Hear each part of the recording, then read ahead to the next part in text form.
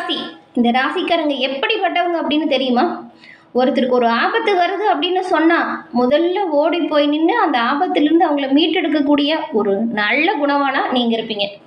எப்பேற்பட்ட ஒரு கஷ்டமான வேலையை கொடுத்தாலும் அதை சிறப்பாக செஞ்சு முடிக்கக்கூடிய தன்மை கொண்டவங்க நீங்க. இப்படிப்பட்ட மீன ராசிக்கு இந்த பங்குனி மாதம் எப்படிப்பட்ட மாதமா அமைஞ்சிருக்கு? இந்த மாதத்தில் ஏற்படக்கூடிய பலமான விஷயம் என்ன, பலவீனமான விஷயம் என்ன, எப்படி செயல்பட்டால் நன்மைகளை பெற முடியும், எந்த விஷயத்துல நீங்கள் கவனமாக இருக்கணும், இது பற்றின ஒரு முழுமையான தகவலையும் தான் உங்களுக்காக இப்போ இந்த பதிவில் நாங்கள் சொல்லியிருக்கோம். இந்த பதிவு நிச்சயமாக நீங்கள் பயன்பெறக்கூடிய வகையில் இருக்கும். ஸோ ஸ்கிப் பண்ணாமல் முழுமையாக பாருங்கள். நீங்கள் இப்போ தான் ஃபர்ஸ்ட் டைம் நம்ம சேனலை பார்க்குறீங்க அப்படின்னா மறக்காமல் நம்ம சேனலை சப்ஸ்கிரைப் பண்ணி வச்சுக்கோங்க. மீன ராசியில் இருக்கிற பூரட்டாதி, உத்திராட்டதி, ரேவதி இந்த 3 நட்சத்திரக்காரங்களுமே உங்களோட வாழ்க்கையில் வெற்றி நிலையை பெற என்ன செய்யணும் அப்படிங்கிற ஒரு முக்கியமான விஷயத்த சொல்லியிருக்கோம். ஸோ ஸ்கிப் பண்ணாமல் முழுமையாக பாருங்கள். குரு பகவானை ராசி அதிபதியாக கொண்ட நீங்கள் வியாழக்கிழமையில் பெருமாள் வழிபாடு செய்யறதுனால நன்மையும் நல்ல ஒரு உயர்வையும் கண்டிப்பாக பெறுவீங்க. உங்களுக்கு குரு பகவான் பிடிக்கும் அப்படின்னா இப்போ கூட உங்கள் ஆள் மனதில் ஒரு பிரார்த்தனையை நினச்சிக்கிட்டு நம்பிக்கையோடு ஓம்கம் குருவே போற்றி அப்படிங்கிற மந்திரத்தை மறக்காமல் 3 முறை பதிவிடவும் செய்யுங்க. கண்டிப்பாக முருகனோட பரிபூரண அருளும் உங்களுக்கு உண்டாகும். குரு பகவானின் நல்லாசியோட உங்களோட வாழ்க்கையில் நீங்கள் வெற்றி நிலையை கண்டிப்பாக பெறுவீங்க.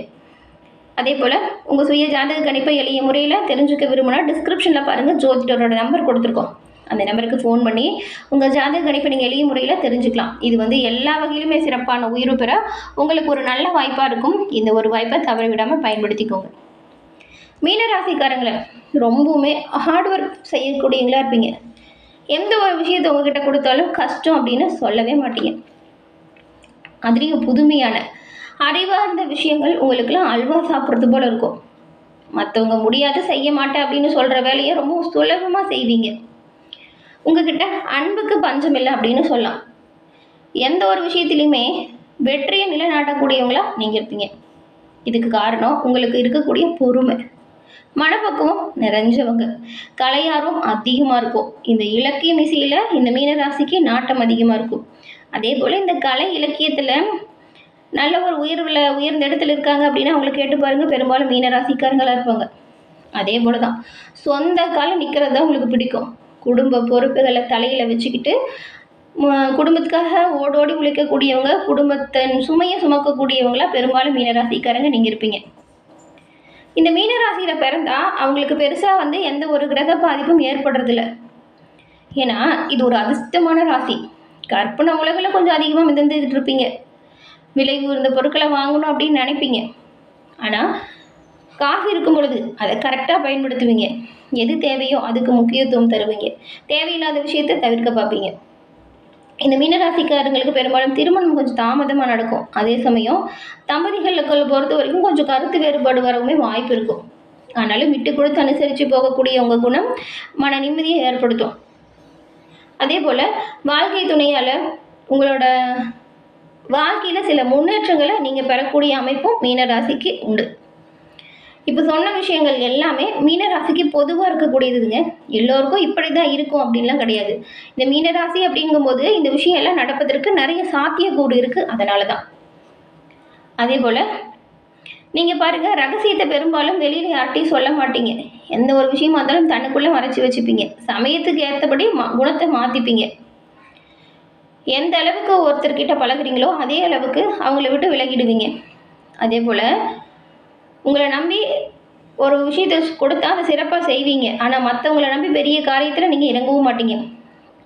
ஏன்னா அப்படி நீங்கள் இறங்கியிருந்தாலும் பாருங்கள், சில சமயம் உங்களோட காலை அவங்க வாரி விட்டுருப்பாங்க. வீணான விவாதங்களில் நீங்களே கொஞ்சம் தலையை கொடுத்து சிக்கிக்கொள்ளக்கூடிய அமைப்பும் இருக்குது. விளையாட்டுத்தனமாக ஏதாவது செஞ்சு நிறைய இடத்துல பாருங்கள் சிக்கலில் மாட்டியிருப்பீங்க. ஏன்னா பேச்சாற்றல் உங்களுக்கு நல்லாயிருக்கும். மீனராசிக்காரங்க இந்த பேச்சில் கவனமாக இருக்கணும். அதனால தான் பாருங்கள், தேவையில்லாமல் மற்ற விஷயத்தில் மோக்க நுழைச்சி பிரச்சனையில் சிக்கியிருப்பீங்க அப்படின்னு சொல்கிறோம். உங்கள் பேச்சாற்றலால் எல்லா வகையிலுமே உயர்வு இருக்குது. ஆனால் எங்கே பேசணும், எப்படி பேசணும் அப்படின்னு தெரிஞ்சு பேசுங்க. எல்லாமே நல்லதாக நீங்கள் மாற்ற முடியும். மீனராசியில் இருக்கிற பூரட்டாதி, உத்திராட்டதி, ரேவதி இந்த 3 நட்சத்திரத்திற்கும் என்ன மாதிரியான அமைப்பெலாம் உருவாகியிருக்கு அப்படிங்கிறத விரிவாக பார்க்கலாம். முதல்ல மீனராசியில் இருக்கிற பூரட்டாதி 4ஆம் பாதம். யோசித்து செயல்படணும். நீங்கள் யோசித்து செயல்படக்கூடியவங்களாக இருந்தாலும் உங்களுக்கு இந்த மாதம் அப்படிங்கிறது நிதானமாக செயல்பட வேண்டிய ஒரு காலகட்டமாக அமைஞ்சிருக்கு. உங்கள் ராசி மீனராசி. மீனராசியில் சனி பகவானும் சூரியனும் சஞ்சாரம் செய்கிறாங்க ஒரே இடத்துல. இந்த 2 கிரகமும் ஒரே இடத்துல சஞ்சாரம் செய்யும் பொழுது பாருங்களேன், வேலைப்பளு அதிகமாக இருக்கும். ஒரு பக்கம் வேகமாக செயல்பட நினைச்சாலும் மறுபக்கம் ஏதாவது ஒரு தடை ஏற்பட்டுட்டே இருக்கிறது போல சூழல் இருக்கும். இந்த நேரத்தில் சுகஸ்தானத்தில் சஞ்சரிக்கும் ராசிநாதன் குரு பகவான் 8, 10, 12 இந்த இடத்தை பார்க்குறாரு.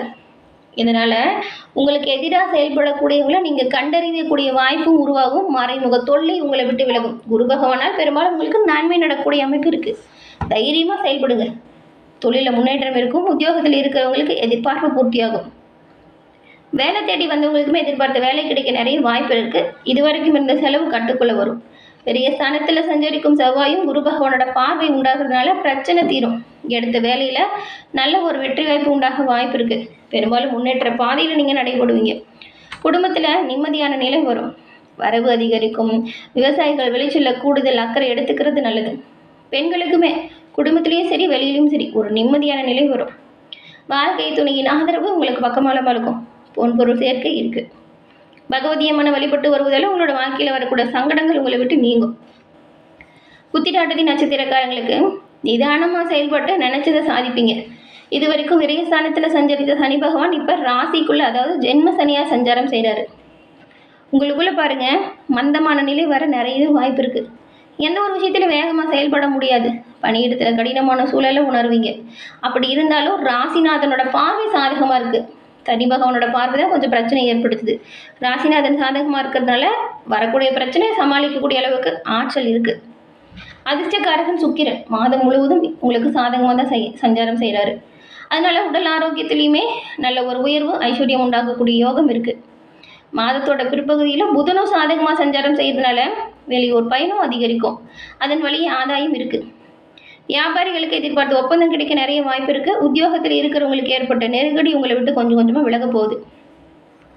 பெண்களுக்கு உடல்நிலையிலும் சரி மனநிலையிலும் சரி நல்ல ஒரு உயர்வு, மனநிலை சீராக மாறும்.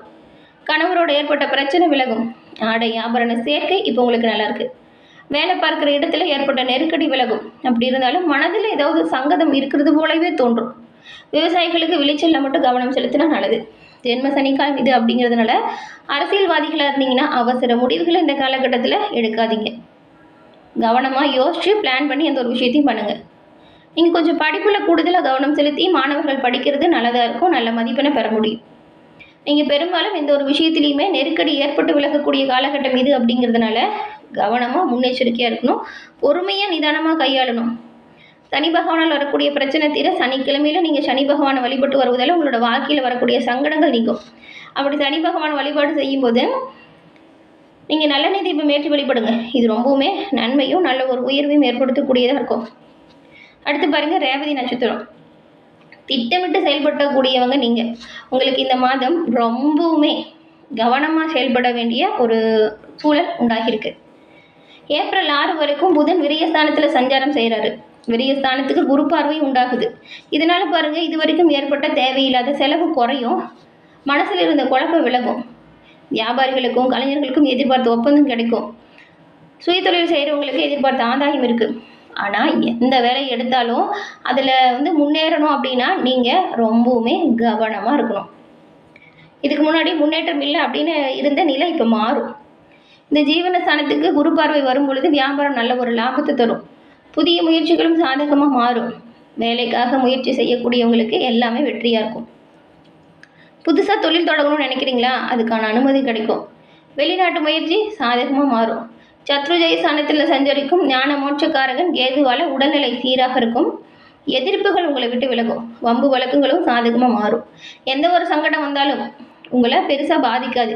சனி பகவானோட பார்வை மட்டும் கொஞ்சம் பிரச்சனையை ஏற்படுத்தும். மற்றபடி குரு பகவான் புதனோட சஞ்சாரம் இதெல்லாம் நல்ல ஒரு நிலையில் இருக்கிறதுனால உங்களுக்கு வரக்கூடிய பிரச்சனை முடிவுக்கு வரும். எதுவுமே உடல்நிலையில் நல்ல ஒரு உயர்வு ஏற்படுத்தக்கூடிய அமைப்பில் தான் இருக்கிறார். அதனால் பெருசாக பிரச்சனை எதுவும் இல்லை. வாழ்க்கை துணையின் ஆதரவு பக்கபலமாக இருக்கும். மாதம் முழுவதும் சுக்கிரன் சாதகமாக சஞ்சாரம் செய்கிறதுனால உங்கள் மனசு பாருங்கள் தெளிவாக இருக்கும். பொன்பொருள் சேர்க்கை இருக்குது. உறவினர் மத்தியில் செல்வாக்கோட வாழக்கூடிய அமைப்பு வரும். மாணவர்களை பொறுத்த வரைக்கும் ஆசிரியர்களோட ஆலோசனையை கேட்டு நடக்கிறது நல்லது.